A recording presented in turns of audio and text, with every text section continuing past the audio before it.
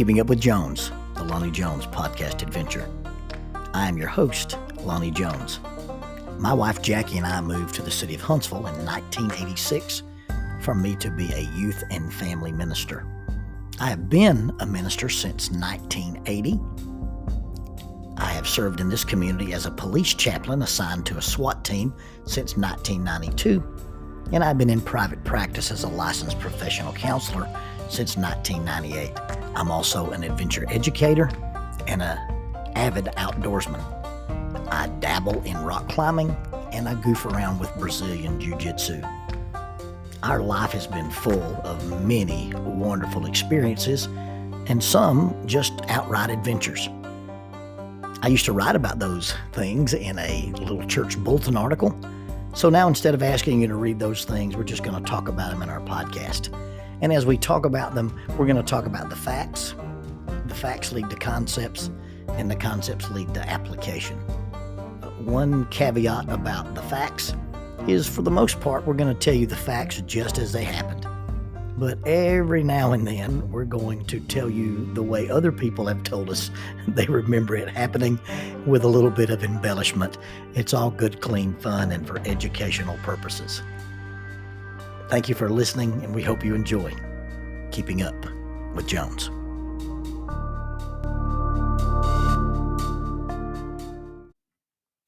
Faulkner University announces a 60% tuition discount for members of the Church of Christ. Now, there are some guidelines. This 60% tuition reduction is applicable to adult undergraduate Bible degrees or graduate Bible degrees from the Curley Graduate School of Theology in the VP Black College of Biblical Studies. You must satisfy all admission requirements and maintain satisfactory academic progress. You must remain continuously enrolled, including summers, until the completion of the degree.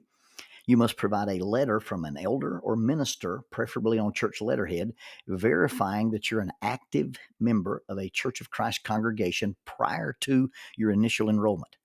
This offer applies to adult undergraduate degrees such as biblical studies, youth and family ministry tracks, and it also includes graduate degrees. And those are the Master of Arts in Biblical Studies, the Master of Arts in Family Life Ministry, or a Master of Theology, and it also applies to the PhD in Biblical Studies. For undergraduate inquiries, please contact Adult Enrollment, 334-386-7140, 334-386-7140, or Adult Enrollment at Faulkner edu. That is Adult Enrollment at faulkner.edu.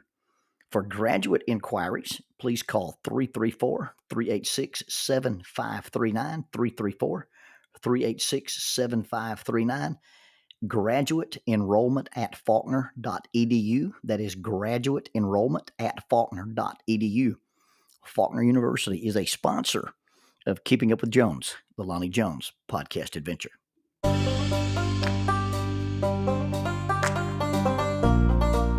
TKM Incorporated in Moss, Tennessee is a construction company that specializes in erosion control, seeding, and soil, hydroseeding, hydromulch, minor excavation, and silt fence. They also provide traffic control and construction signs.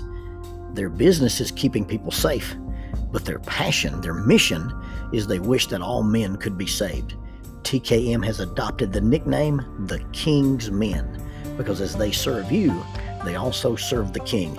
If they could provide any of their services for you, please contact them at 931-243-3958. That is 931-243-3958. Or you can contact them on the net at tkminc2001 at twlakes.net. That is tkminc2001 at twlakes.net. TKM Incorporated is a sponsor of Keeping Up with Jones, the Lonnie Jones podcast adventure.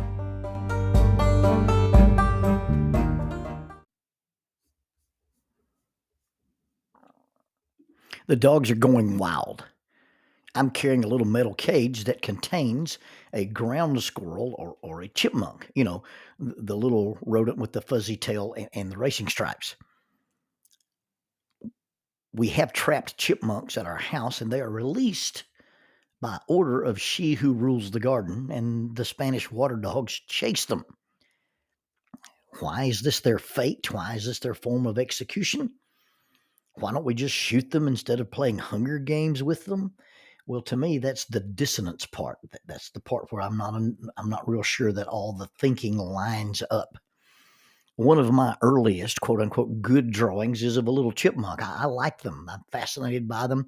The little ground squirrel, chipmunk, whatever you want to call, whatever you grew up calling them, are the little rodents with the little fuzzy tails and the racing stripes, and they make a cool little sound in the woods. The first time I heard it, I didn't know what it was. I'd seen and been around chipmunks all my life, but I was up on Kill Mountain. I was working in a tree, and I was by myself and repairing a platform or installing a cable, and I heard this chirping sound, and it sort of sounded like maybe a turkey hen clucking, but it was too deep. And then I thought, well, maybe there's a hollow place in the rocks, and I could hear water dripping, but it was really too loud to be a water drip.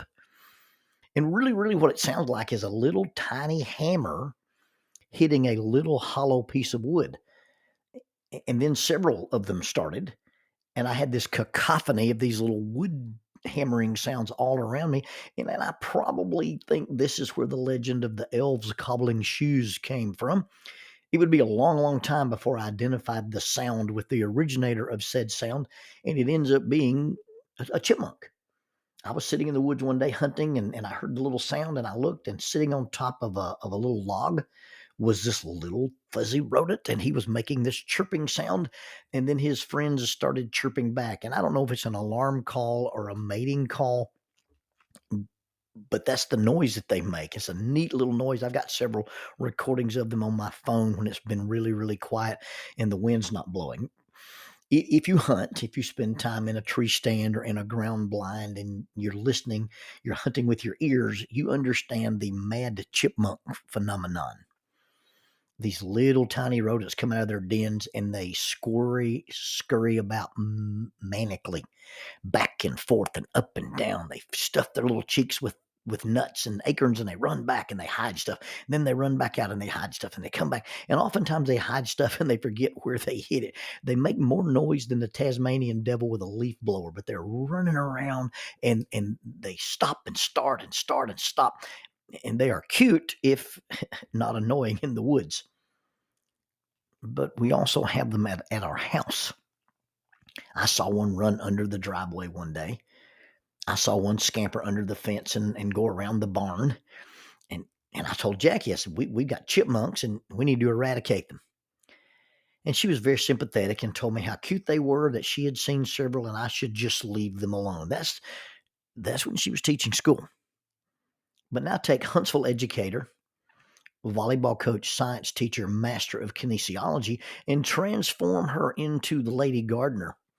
And she comes in one afternoon and says, something ate the petals off, and then insert the exotic plant that I've never seen or heard of growing in the wild.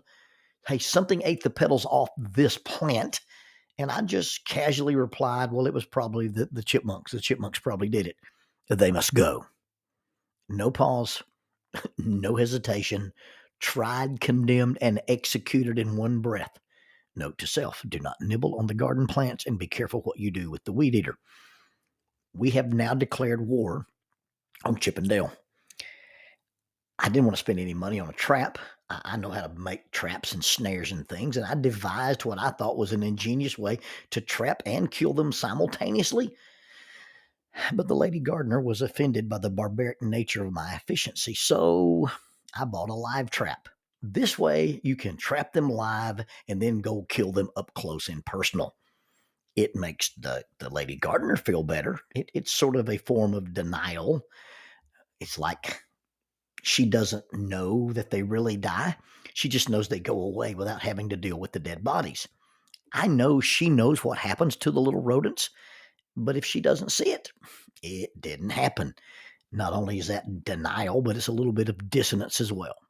Well, this morning, I'm carrying this chipmunk out to be executed. Now, how did this end up being the way we execute chipmunks?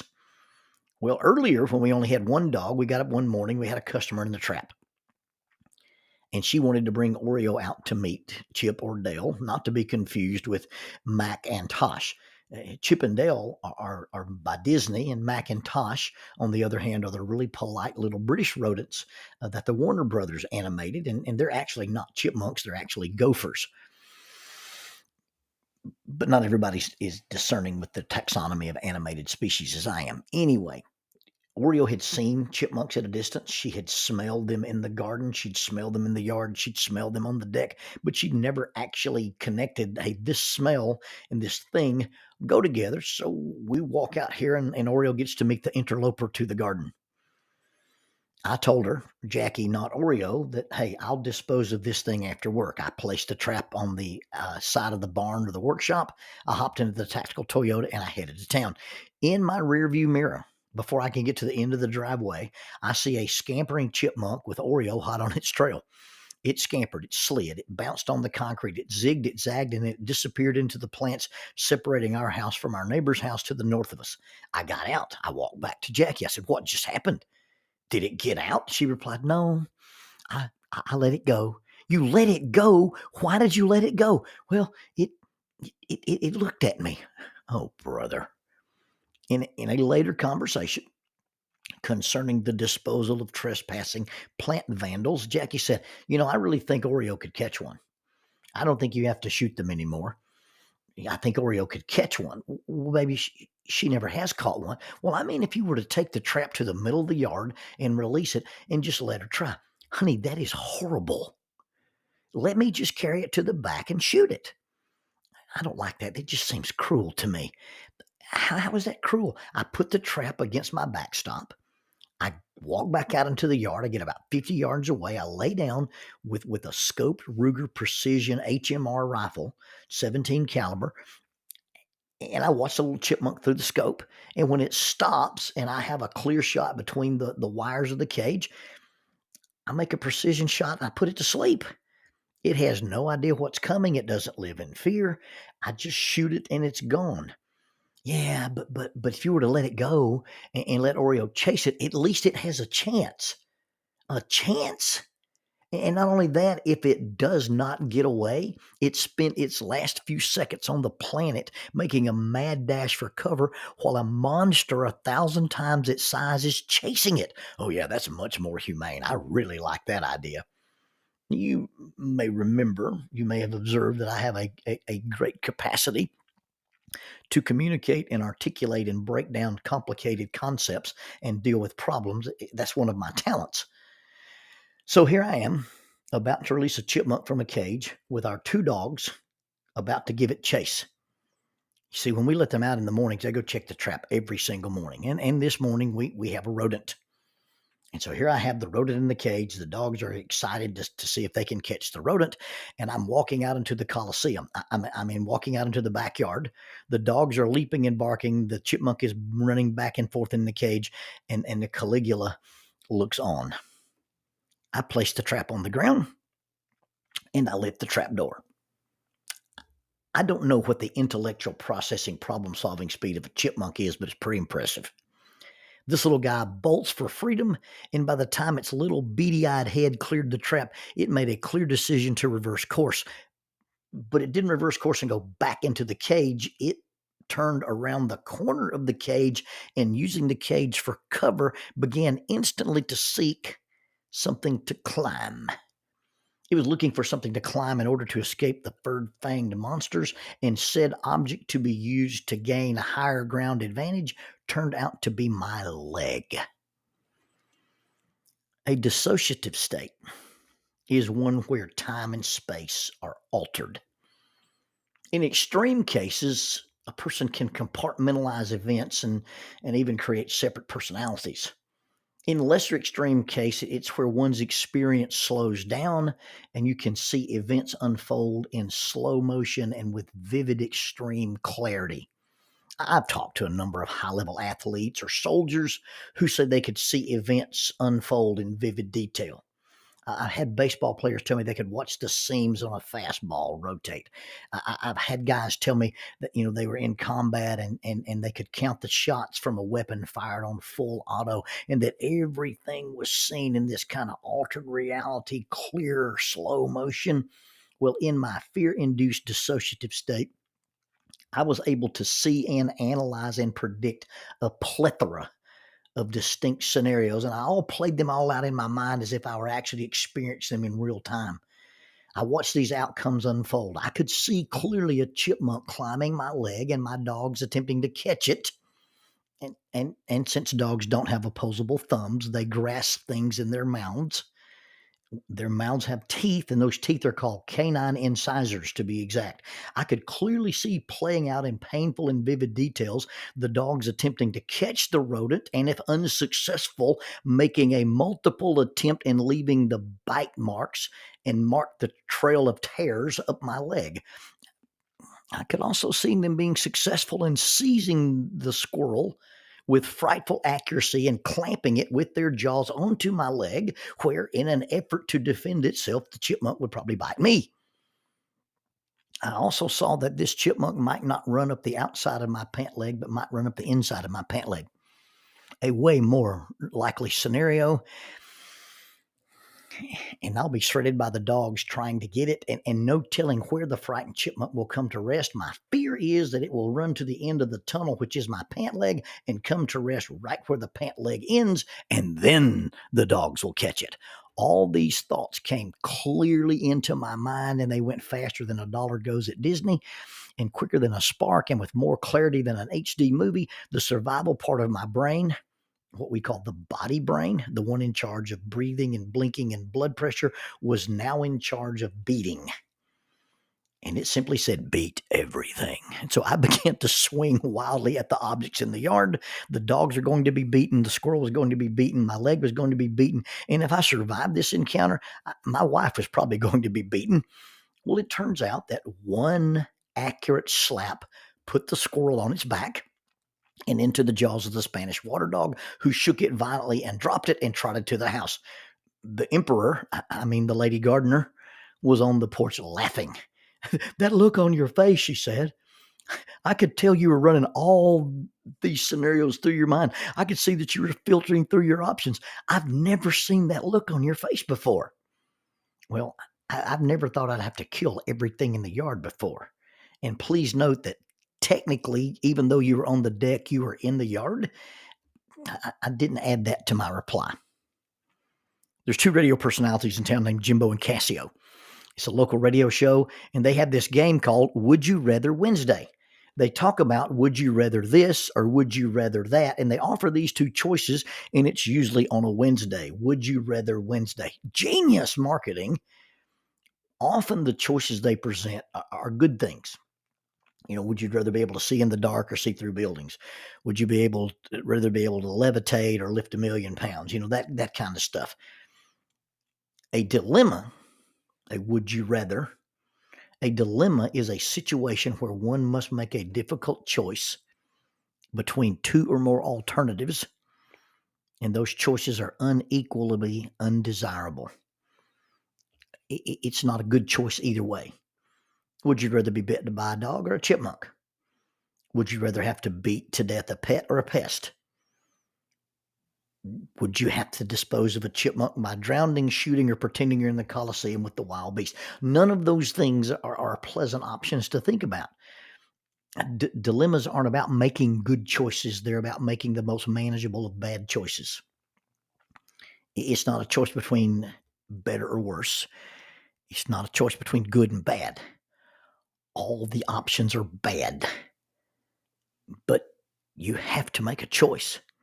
And it's not a matter of he chose poorly. All the choices are going to be poor. I've never really had to deal with too many dilemmas. I've dealt with some dissonance before, but I've lived a pretty sheltered life. I've lived a pretty binary life. I get to choose between good and bad. I get to choose between right and wrong. I get to choose between true and untrue. I get to choose between physical and spiritual. I get to choose between Jackie or me, us and them, the kids or me. I get to make choices about being selfish or selfless.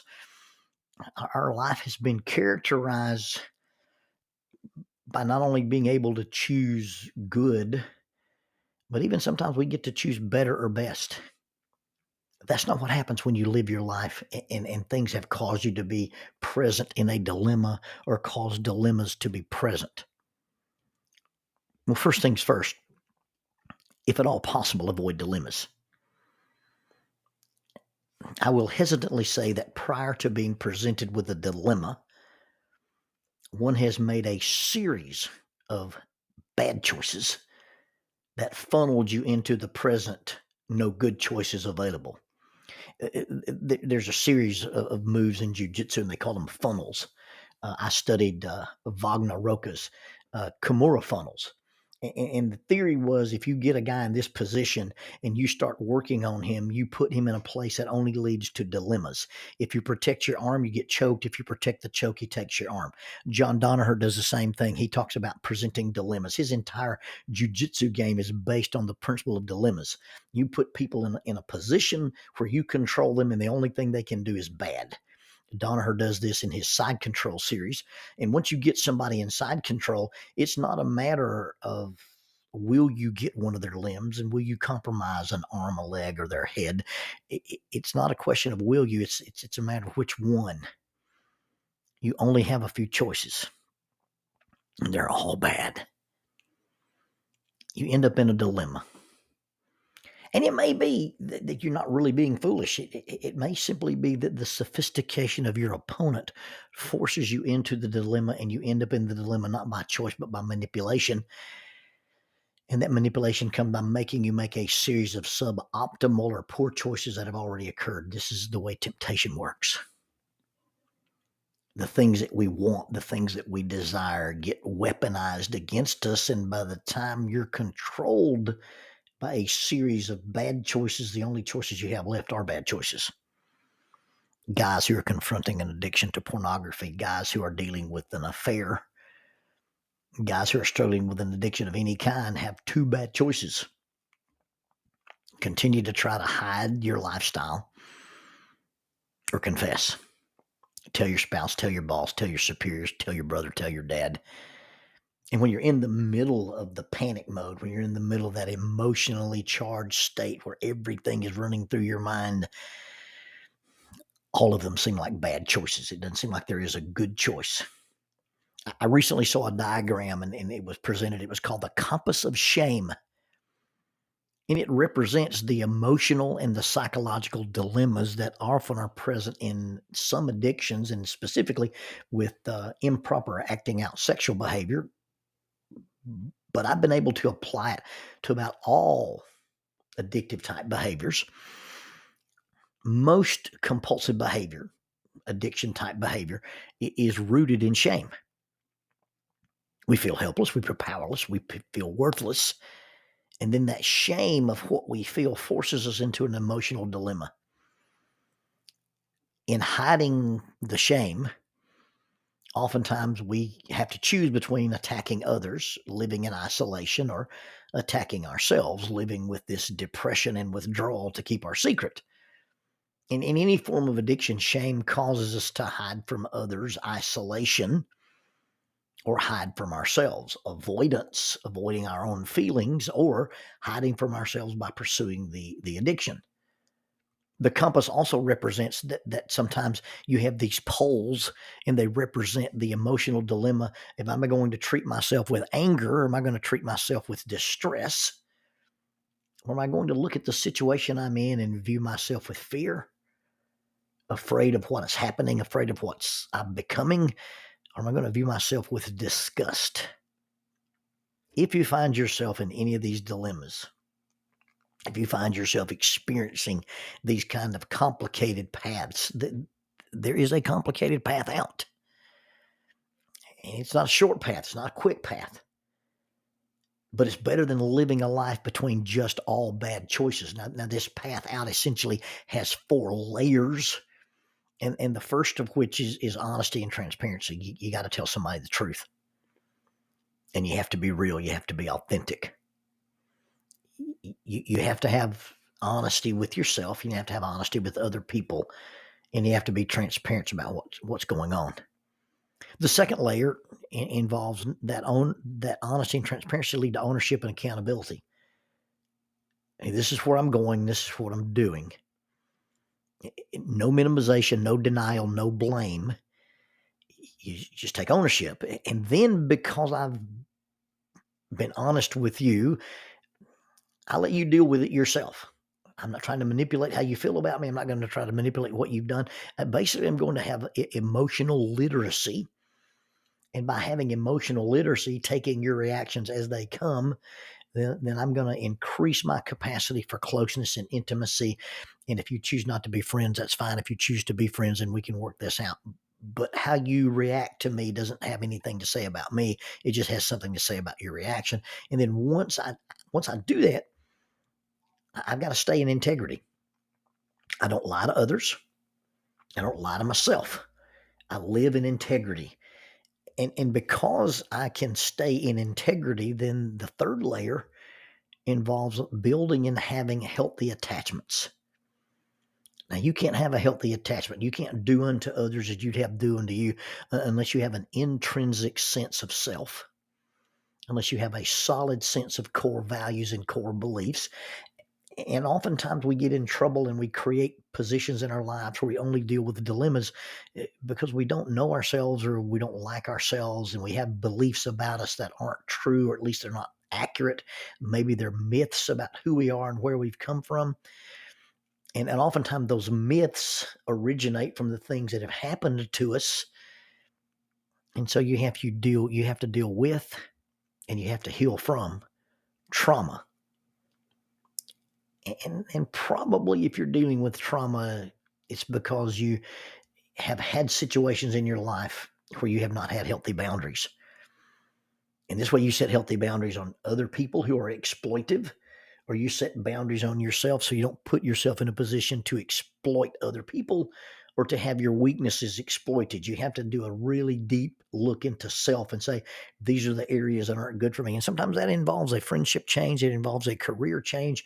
It involves all kinds of changes, but you have to have a set of healthy boundaries. And then lastly, we interrupt the emotional dilemmas with the ability to share feelings. You see, when I'm hiding from me, or I'm hiding from you, when I'm living with isolation or fear or anger or distress or disgust, I'm not talking about my feelings, and I'm not talking about my feelings with you, and I'm definitely not admitting them to myself, but we interrupt the emotional dilemmas with the ability to share our feelings, be honest about our needs, and be honest about our wants. So many times we're not honest about what we want or what we don't want or what we need or what we don't need, that it leads us to bottling all this stuff up, and it creates dilemmas of nothing but bad choices. Now, if I can do that, if I can deal with trauma and have healthy attachments, an intrinsic sense of myself and my core beliefs, I can set healthy boundaries, then I can have healthy relationships. I can have healthy forms of intimacy. I can have a healthy pursuit of intimacy. And if you're talking about, things that involve, compulsive sexual behavior or pornographic addiction or anything like that, eventually this undergirds healthy sexuality. But it doesn't just have to be about sex. It can be about any kind of addiction. But I get out of that compass of shame where the only thing left there are bad choices, and then I start choosing between some of the positive things, the accountability and the honesty and the openness and true intimacy. And this is just one example of dilemmas. By the time one ends up with those choices, attack others or attack myself, isolate from others or isolate from myself, but by the time I choose fear of others or disgust with myself, by the time I'm choosing between anger or distress, by the time those are your options, by the time those are your choices, there's already been a series of bad choices that have already been made that trapped you in these dilemmas. And you really don't have a good place to go. We have created within ourselves the perception that all we're left with is bad choices, and that's not necessarily true. But those choices that we see, the choices in the compass of shame, they're choices that make us feel like we have to do this just to survive or just to cope. And we're not thriving. We're just surviving. And it's the choices that we make simply to avoid shame. And living with shame creates the dilemmas. I choose to be honest with you about my fears. I choose to be honest with you about my failures. And I choose to be honest with you about my flaws. When I make that choice, I avoid the dilemma of shame. If I tell you, you will reject me. If I hide from you, I am, in effect, rejecting myself. I'm going to take the risk. I'm going to go out on a limb. I'm going to be honest with you, and I'm going to be honest about me. Now, what you do with that concerning me may or may not be a dilemma, but I'll let you decide.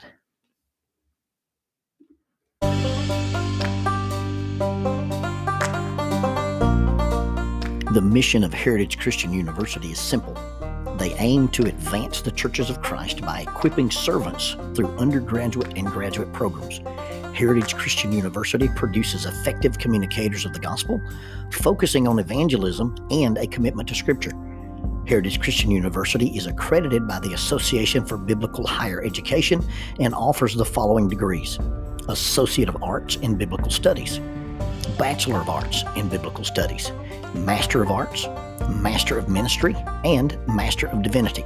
Since 1968, Heritage Christian University, formerly International Bible College, has offered affordable degrees in biblical studies, allowing graduates to thrive in their ministries without the burden of loan debt after graduation. For more information about Heritage Christian University, visit www.hcu.edu. That's 3 W's and a dot. hcu.edu. Heritage Christian University is a sponsor of Keeping Up with Jones, the Lonnie Jones podcast adventure.